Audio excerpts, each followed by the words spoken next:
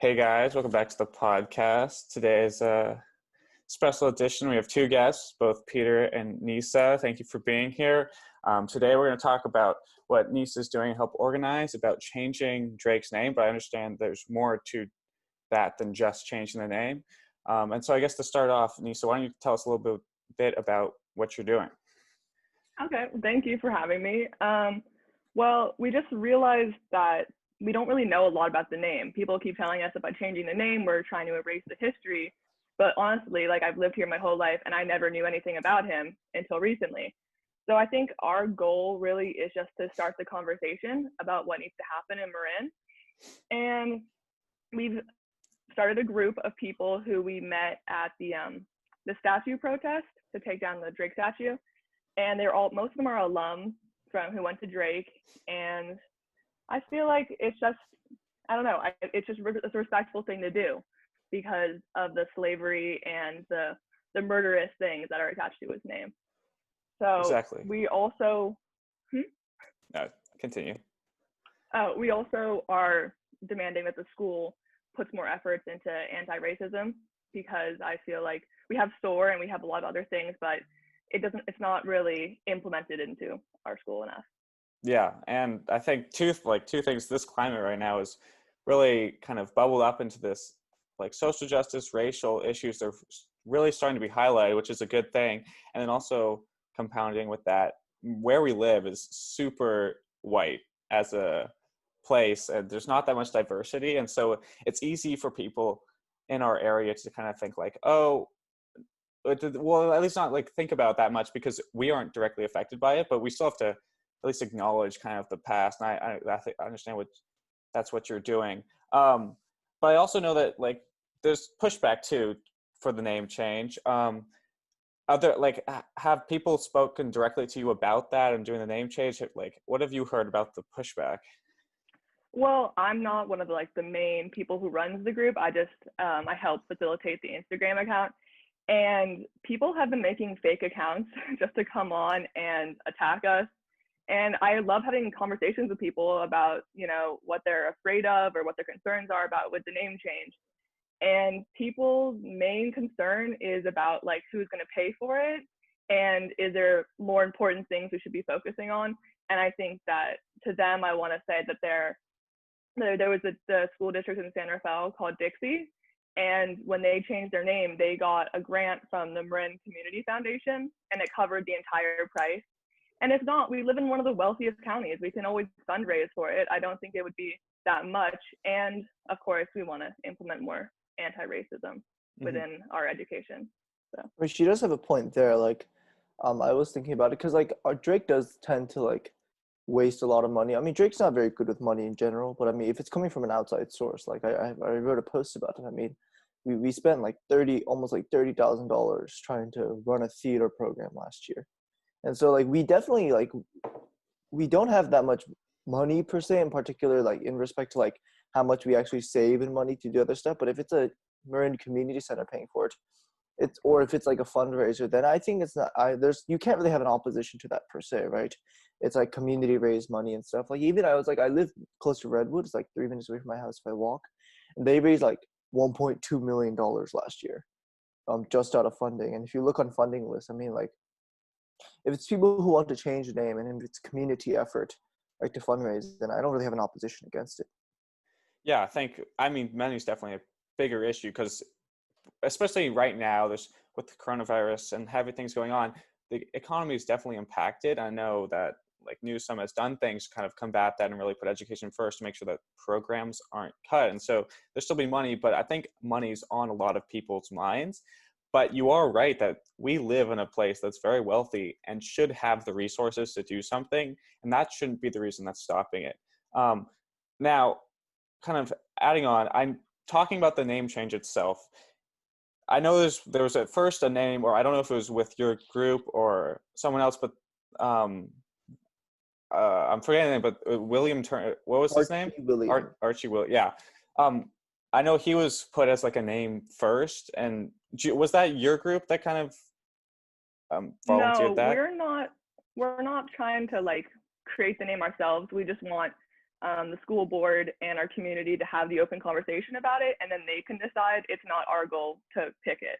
Mm-hmm.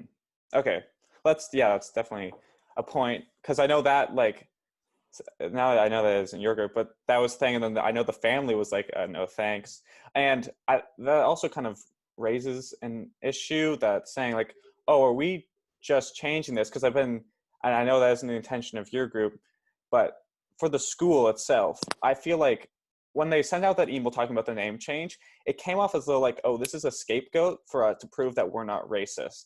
And so there has to be a way that this is done, in which, because it should be done, or it's definitely can be argued for that there's a reason for it to be done, but the reason shouldn't be to prove that the district or the administration isn't racist.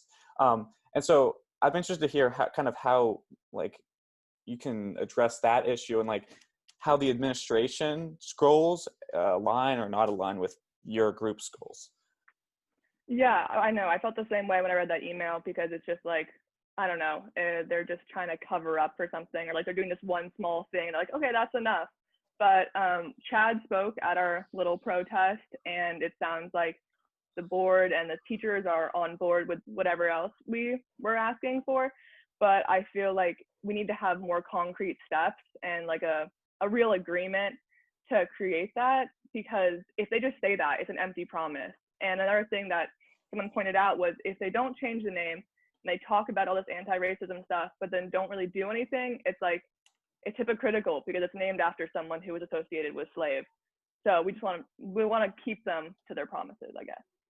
Yeah, definitely. And I think it's also important that this name change is a good concrete way to like start. Like, say this school is named after someone that like transported slaves. It's good to change, but we also have to do the things that maybe aren't as tangible. Like, it's easy for the district to point like, oh, we changed the name, but it's a lot harder to show like we're doing active things to combat racism in the community, because it's just kind of harder to prove. It's not as like eye-catching as saying that, but saying like changing Drake, that's a big thing. And so I think it's a good like way to start, but then also to continue on and like with the same mentality, and make sure the district follows through. If they're saying that they want to combat racism, not just changing the name of the school, which is a start, but really following through with the individual programs, which it sounds like your group's doing too. I think I'd like to get a little bit more into kind of the controversy around it. And I know if Peter might have some questions about this. Peter, do you want to ask like a question or bring up a opposing view? Because I know we've discussed this a little. Yeah, no, I think it was interesting that it came up now. I mean, like, the conversation has been going on for quite a while before. Because if you go around Cape Horn, if you go around Africa, I mean, the symbolism of Sir Francis Drake as a person is analogous to them in their culture as the devil. And so it makes sense, like, in this current like normative system of ethics, you want to reform something. But I mean, it was interesting how people didn't actually know about it until like now. There's a lot of things like you do have to change. I don't even know if it's anti-racism at this point that you even need to learn, as much as people just need to foundationally just learn what history is. So that's what I found really, really ironic. I mean, like, you can teach someone anti-racist like education. I have no problem with it. But it's especially like astounding that people don't even know their history, like, even today. And I think, like, if you do look at history, I mean, you're gonna find out that you might have to like cancel more things than you think. Like, Buckingham Palace has probably got to go, and like, you'll probably have problems with all the founding fathers eventually, and you might have problems with practically everyone you can think of. And so, but I think like all that, like, I could stand here and criticize like historically and like analyze why it doesn't really make sense from like a normative relativistic system of ethics. But I mean, like, in all honesty, I'm not actually that opposed to it per se. I think Nisa is bringing up a good point. I mean, like, it's not really about the name change that I think will bring the significant like racist atmosphere change to the school. But I mean, like, it is definitely like, it's a non-trivial thing. It's a big step, because it's like, it's a new declaration of symbolism, I think like that will incite. It's like, it has to, like, we're starting a new movement, right? We're starting a reformative movement, and like the ethos of the movement has to have some sort of like symbolic beginning. And so that's why I'm not particularly actually opposed to the name change itself. I mean, if there's less racist white people at school, then I'm not going to be opposed. Yeah, and I think Peter also hinted kind of at. Well, that was a very good point. But Peter also hinted at kind of another underlying issue that people might have, which is saying you might eventually have issues. I'm sure that people already have issues with people like the founding fathers, and then that brings up the argument like, do we change like cities names like Columbus, or like, because that's Christopher Columbus, or like talking about like Washington State. Like Washington was a very key role in America, but he also owned slaves, and so I think where my mind goes when it comes to this issue, and why it's kind of tricky for me, is because it's judging people based on our current standards in a world that they lived in. And I think it's easy for us to say that slavery is wrong and that should never have happened and that's a horrible thing. And people that have done that are terrible people. But if you go back to these times, it's kind of, I think it's trickier to say definitively, like, I think the moral compass. And so I think what I'm trying to say is that judging people based off our current standards is an issue that might lead to further things, because who knows where we are right now and where we might be in the future. And so, like, let's say go in the future, like killing animals is considered terrible. Now, all of us, I don't know, I know I personally meet, and right now we think that's morally acceptable. And I think, I know my analogy isn't perfect, but kind of showing that there might be issues with judging people based on the time, like our current timing, compared to what they were in. And I would be interested to hear kind of what you have to say to that, Nisa, because I'm not trying to say that slavery was a good thing at all. It's just that I think maybe in their time, it's just a different lens. And so it's kind of hard for my mind to go like, oh, where would I lie in that society if I was there then?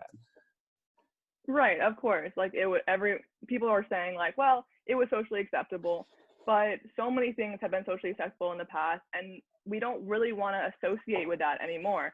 Like people are taking down Confederate statues and changing names, and it's honestly just like a form of respect. It's not trying to like cover up history. It's because we put those names on things in a way of whitewashing where we live, because this land was stolen from the Native Americans. And so by putting the name of a colonizer on it, it's just, it's just respectful. So I feel like saying, oh, well, if we have to change this, we have to change everything else. Yeah, like we probably should. But I think in our community, we've heard the voices of people who have been personally affected by it. And they didn't feel comfortable going through school with that name. And a lot of them didn't even know the history. So they were going through a school named after this colonizer. And it wasn't until after they left, they realized who he really was. So in a way, that's kind of like, I don't know, it just seems unfair. It just seems like you're lied to because you got school spirit for your name and that's a place you grew up, but you don't even know the true history. So one thing people had suggested is if we name it after something like a geological like feature, like we have Tam and Redwood, you can't argue that. It's something that's beautiful in our community. So if you name after someone else, maybe in 100 years, there's going to be issues with that person too. So I don't know. I feel like that's probably one of the most non-controversial name suggestions. Yeah, I would definitely, I would agree with that too. Because even just brainstorming, like, even if you name it after someone that seems perfect now, it's so hard to tell. And like, even in this current climate, nothing, like, even disregarding like racism or all, there's people like every day that get canceled for things that maybe in previous years people would never have an issue with them. And so I think there definitely is an issue now, like naming things after people, because who knows where we might be in the future. And I think having names that are more permanent or have been here through the test of time, like a mountain or a tree, would be a better alternative than the name. But Peter, I'm interested to hear kind of where you lie when it comes to like, if we change the name, where you would want the name to go or something like that. I mean, I usually don't care. Like, I really don't care about a lot of things. I mean, as I would be fine with whatever you would name something, like insofar as people like at least kind of know what they're talking about, right? I mean, I mean, like usually if you talk about morality or ethics or like what is good, what is bad, I'll have a lot of problems with it, like just in general, because you can't actually compare moral reference frames. But I mean, like that's not the point of what we're supposed to be talking about. But I think it's fine, like insofar as people are progressing and learning, right? I mean, if people are actually like being educated, like, but what my fear is when you have like ideological education, right? Like your education system could be like our education system could be entirely revolving around the axiom of leftist centrist dogma, and that's really not going to help you learn a lot. Um, and so yeah, you can name it Mount Tam. I mean, like I'll be fine with it. I mean, you can name it really whatever you want. I think, insofar as people are like people will be aware of how history works, and they've already made the historical analysis. And I think that's part of the big problem with the school system. Like the fact that so many people graduated without understanding who Sir Francis Drake was is kind of unsettling, because you know, I had higher expectations for American um, education system in that sense. And I mean, yeah, you can name it Mount Tam. I mean, I don't have like a particularly opposing view to Nisa's point. And as I said before, like as long as you don't get overtly ideological about like how you're learning things, right? I mean, you could believe something is right and you could believe something is just, but doesn't mean you should restrict yourself from learning an opposition or from learning historical objectively without any like wanting to like over moralize things, right? Like I was talking to a staff at Drake, and I won't name, but she she brings up like she essentially likes to regurgitate a lot of historians or scholars that are extremely leftist centrist, and basically she learns all her history from really leftist centrist ideology. And I'm like, I'm not even criticizing like dogmatic political opinion. I'm just more of criticizing people who aren't like learning the totality of history.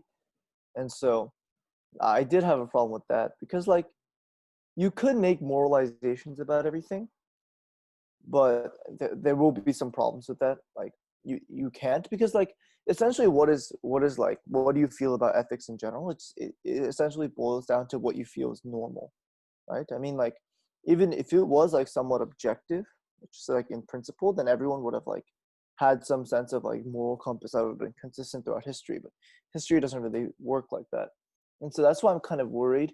But I think the best combatant to like that relativistic change in nature, where you actually just can't say anything anymore, is just like I just encourage people to learn a lot of history. And this is not even like, because then you get to a point where like you learn like specific history. Like let's say you just only learn racist like history where race was involved. Well, then that's your entire point of view, right? You just parameterized your worldview into a very small lens. And so just I don't know, just learn a lot of history. And so, and then if you want to change the name because it doesn't feel like it's the normative ethic, where like you say, well, in society today, I don't think this should be held as a normative societal ethics, then you change it, right? But you change it because you're proficient in knowing how you got here, why you are here, and the people around you and the nature and the environment around you like that. And so that's where I kind of stand with it. Yeah. I think it's why so many people have an issue with the name, is because they haven't learned the other side of history. Like we weren't taught about it at all. So people were offended because they're like, oh, people are being sensitive. Which, first of all, calling a person of color sensitive for being offended by someone who had slaves is just showing like the little hidden bits of racism that are all around our white community. Like we have so few people of color or indigenous people in our community that we don't often hear their point of view, because there's so few of them. And so we just hear people getting mad because they're like, oh, like I feel attached to the name. I went here for 4 years.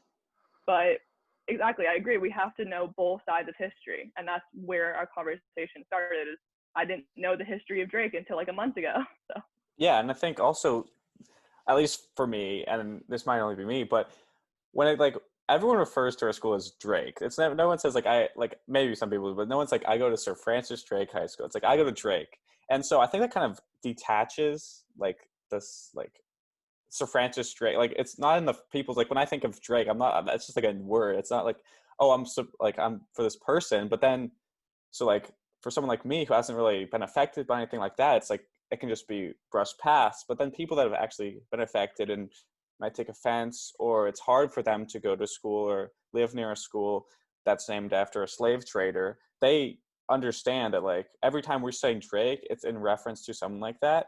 And so I can see why people might just like not even realize that there's a problem because we call a school Drake, and at least in like my experience, it's not like I'm every time connecting that to the slave trader. And so making sure people understand that that's where we're getting our name, and that wherever you fall, you're whether you want to change the name or not, you have to know that like this is what we're named after. This is what he's done. And Peter brought up the thing about ethics and how ethics will change, and people like where people fall in the moral compass. It's hard to tell, but I think people need to at least know the history too, which is like which we've all kind of talked about. Like we need to be educating everyone about both sides or all sides. And so I think that's also a step we have to take. And then lastly, with the ethics thing, talking about how changing it to a thing like a permanent location or something, or like a mountain or a type of plant or whatever, there's no ethics really involved in that. At least as of now, we don't know where we'll be in 1,000 years, but I think it's better than a person's name. And yeah, I guess also, like how should people get involved if they want to like push forward and continue to make the change? I'm sure you know some resources or places to go. For sure. Well, there's a board meeting on the 14th of this month, and they have a little open commentary part at the beginning where people can talk from the community. And it's kind of like a confusing process to change the name, but it has to go through 2 different steps.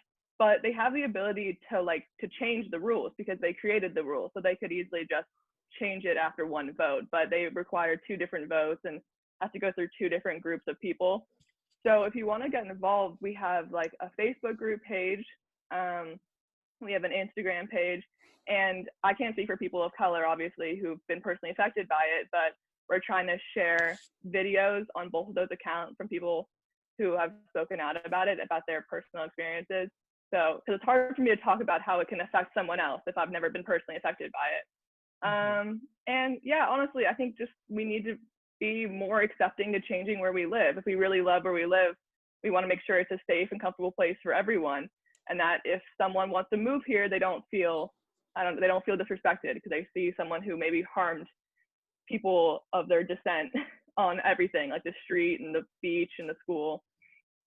So I think that's just pretty much it. Just find us online, and we have like an email group, and we're always open to having a conversation with people who have concerns, because that's what we want. We just want a conversation. Mm-hmm. No, actually, thinking otherwise, like I mean, like Sir Francis Drake doesn't really affect me or like heritage per se or like a culture affiliated to me. But like, if I put it another way, like if you replaced like um like Sir Francis Drake High School into the Emperor of Japan in the 1940s, I don't think Korean people would be particularly too hyped about that either, per se. I mean, like if you don't know him, he's a guy who colonized Korea, and then they were used for test subjects to discover the limits of human pain possibly conceivable during World War II as a scientific experiment. And so I think I don't think Korean people would be very hyped about it either, per se. So I can't really speak from a perspective that is particularly affected by the name. So I do have to concede to that. But I don't think it's like necessarily a terrible change per se. It's just it seems like, well, let's just count out like what we can if we're affiliating like symbolisms with like what people did in the past, what organizations did in the past. We might run into some problems because it could be like almost like counter progressive, because you could start a movement and then let's say 100 years later that movement like is like totally canceled, right?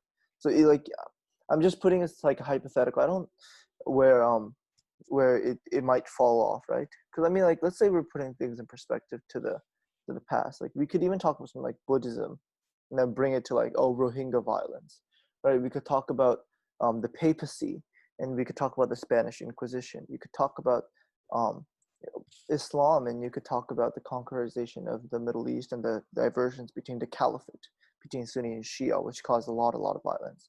Like Protestantism in the 30 Years' War. I mean, what we deem as progressive could like limit it. I mean, like they're trying to cancel that Broadway show, Hamilton. Yeah, they're trying to like cancel Hamilton. Um, so I don't know like how that's gonna play out. But I mean, like actually, Nisa, I would like to. I was wondering what you would think about that afterwards. But I mean, like there are some interesting things going around, but like especially since the beginning of this movement, like I know a bunch of kids who are like just delete social media because like everyone's posting. Like if you're not actively posting about social media about all these new racist, anti-racist posts, you're actually just a racist person. And so I know a bunch of kids who deleted social media because of that. Pretty smart kids too, and so like we do have that like interesting phenomena going on there. And another post is, if you don't exclusively vote for Joe Biden, you're xenophobic, racist, fascist, misogynistic, transphobic, and homophobic. Which I mean, I get where they're coming from, but I mean, like, if you just look at it like closely, something seems kind of off there. Um, and so that's I think an interesting thing you should respond to. I mean, like, I can't. It doesn't really affect me as much because I can't legally vote anyways because I'm not a citizen here. And it would be easier if Joe Biden was president for me just because so I can get citizenship. But I mean, and ICE is not that great for me either. Or just for like people like immigrants in general. And so I mean, like I do understand that like where it's coming from, and I like it's not a completely invalid point, but I just want to highlight the framework of what they're saying. Like if you don't comply to term X, then you are YZ, right? I mean, like if you don't vote for blank, then you're xenophobic, right? And if you don't do this, you're xenophobic, and if you don't do this, right? And so I thought that was an interesting thing to look into because, like, historically, that's not. I mean, that's why I encourage people to learn history. Like, historically, that's not the greatest thing to look into, because just 100 years ago, they were like, if you don't support um, the new movement, that means you're a capitalist pig and you're like exploiting people to death, and that turned into like the USSR. Or I mean, like, if you don't support this new German nationalism, then you're a disgrace to our country. You're a xenophobe, and you're in love with the Continentals. And so, and that turned into something not so great either, that developed into a Third Reich.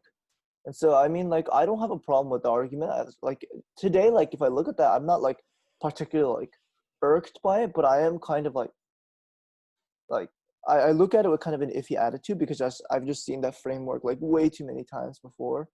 Well, And so, I think just talking about politics in general, there's going to be these very like grand statements of these polarizing things, and whether we can debate whether they're true or not, but I think what the like fundamental core of this movement is, and I think more so of what you guys are trying to do in your group, is really educating the people about what has happened in the past, and then pushing with a certain agenda, but saying like, oh, we should change the name because of that. But I think fundamentally, it's important for at least people to know what happened. And I get more of an issue when people like force people to think a certain way. And I think that's kind of what you're hinting at. But I think a lot of people, once they realize kind of what's happened and also who's being affected and how they're affected, a lot of people realize, okay, maybe we do need to change this name.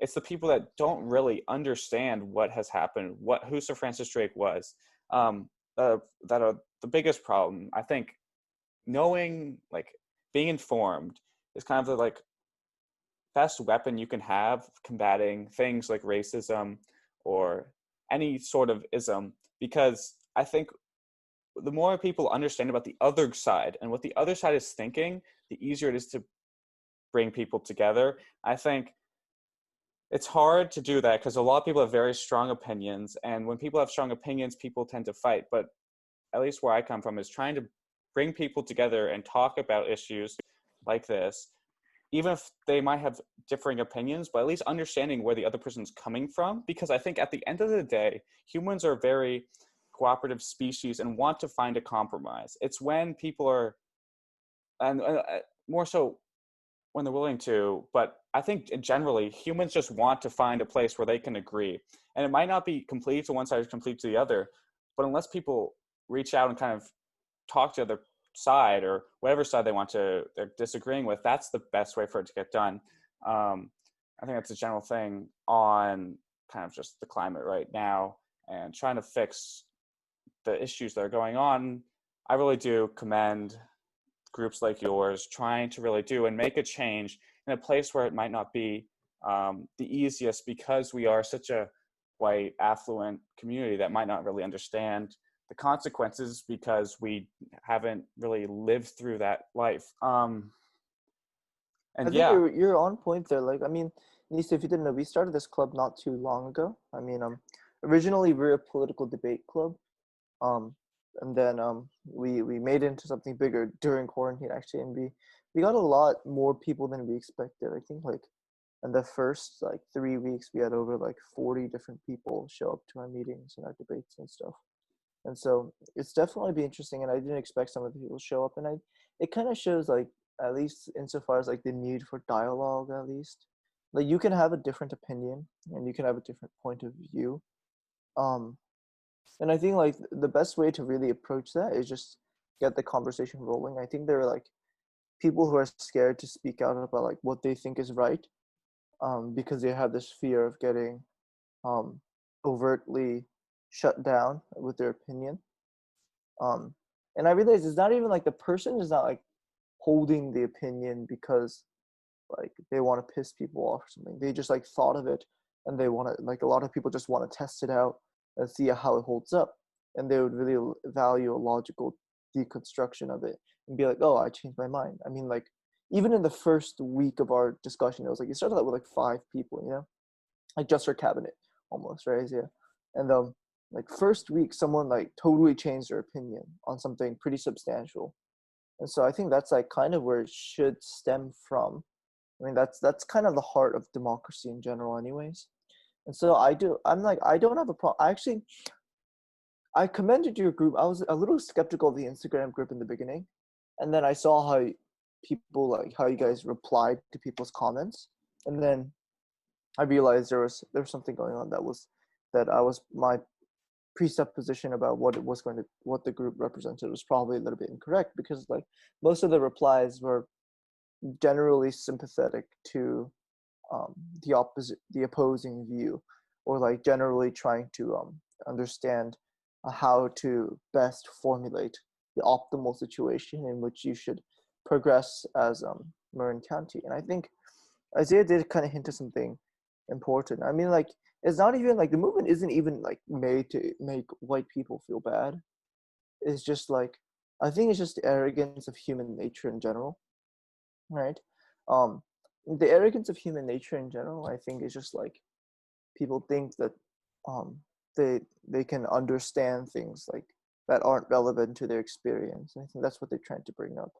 Um, and so like it's just like kind of a thing of like you don't actually know. Like I have a problem with kids who do bring up like stuff um like racism or why they oppose like the movement and stuff without actually like studying it, or like learning the history behind it, or just thinking like their whatever their opinions are like whole validity because they feel that way. And the same goes for the left and for the right. It goes all directions. I think like in the end of the day, like you just need to know where you stand in like a solidified position. Um, but you need to carry the level of humility of probably thinking like you could be substantially wrong about this. And I think that applies for everyone, right?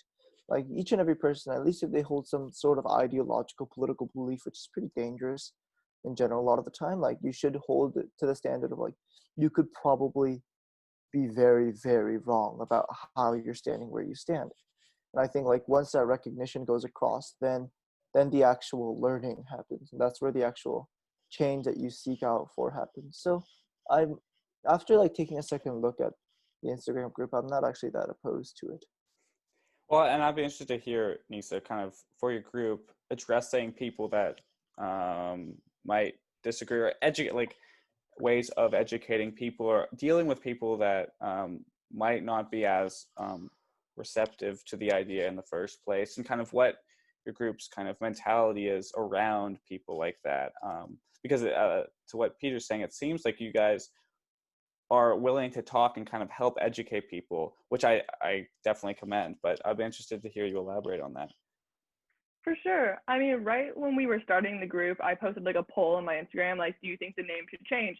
And I think about 59% said that they want the name to change, and the other percent said that they didn't. And a few of the people who said they didn't were like my personal close friends. And so when I reached out to them, I wanted to have a conversation with them about why or why not. And it was just kind of like a knee-jerk reaction. Like, they first saw it and they're like, like, my home is being attacked. I need to like protect this name. But after like explaining to them like the point of view of people who are actually being affected and the history of it, they were like, oh yeah, I didn't know any of that. I felt attacked when I first saw that. And so I think the reason that I've chosen to respond to a lot of the comments on our Instagram is because it's all just a quick reaction. People are being, I don't know, they see it and they think that like their life is something that's like really close and personal to them is being attacked. And I completely understand that. It's gonna be hard if they change the name because we're so used to knowing it as one thing. And I don't think it's good for people, like as Peter was saying, like if you don't support this, you're this. It's like having two sides of a conversation isn't good because, you know, I agree with people's opinions on the other side of my political views. And I think we need to have the conversation.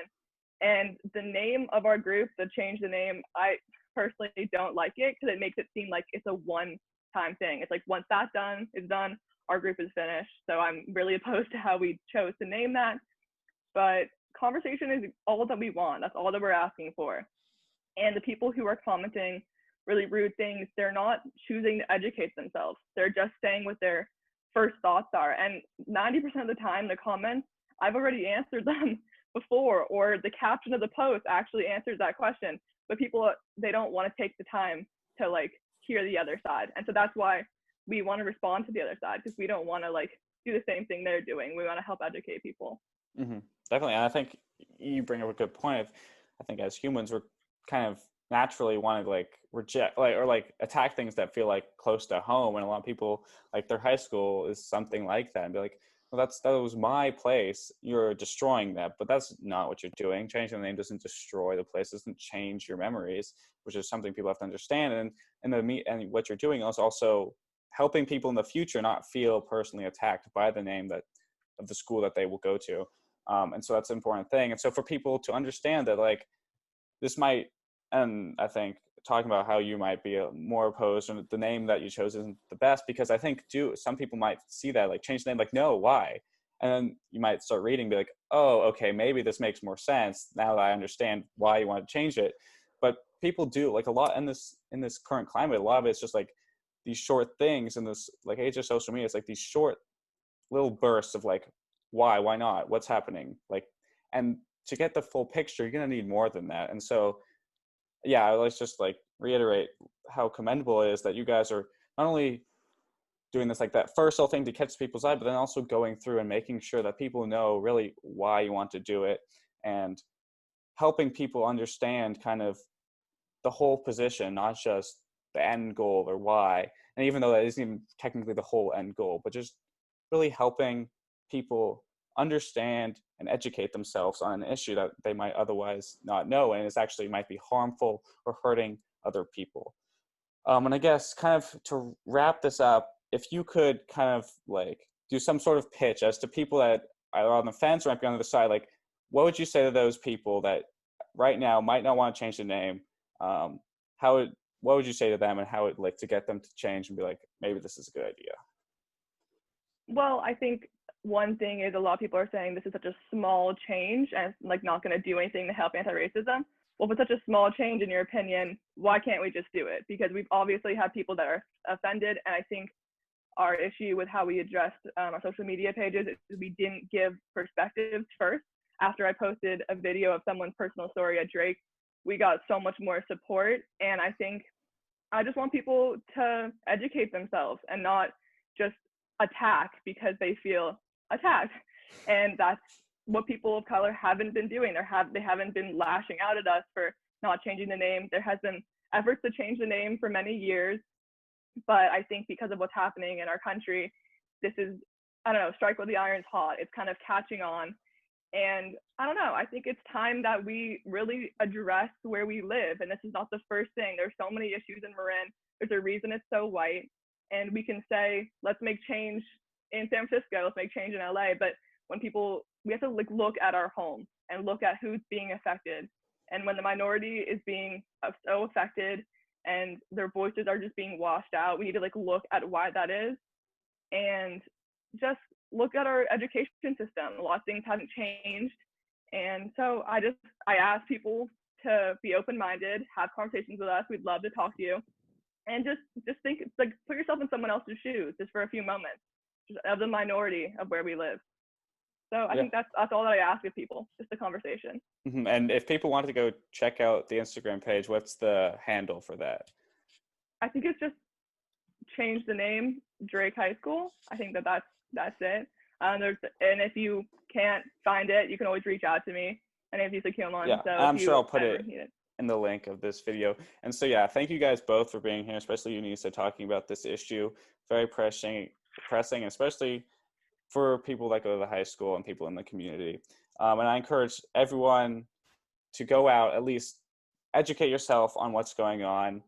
I'm not going to tell you where you need to fall, but I really encourage everyone to go out, educate yourself on Sir Francis Drake, why people might want to change the name, and then make your decision before just making this quick knee-jerk reaction.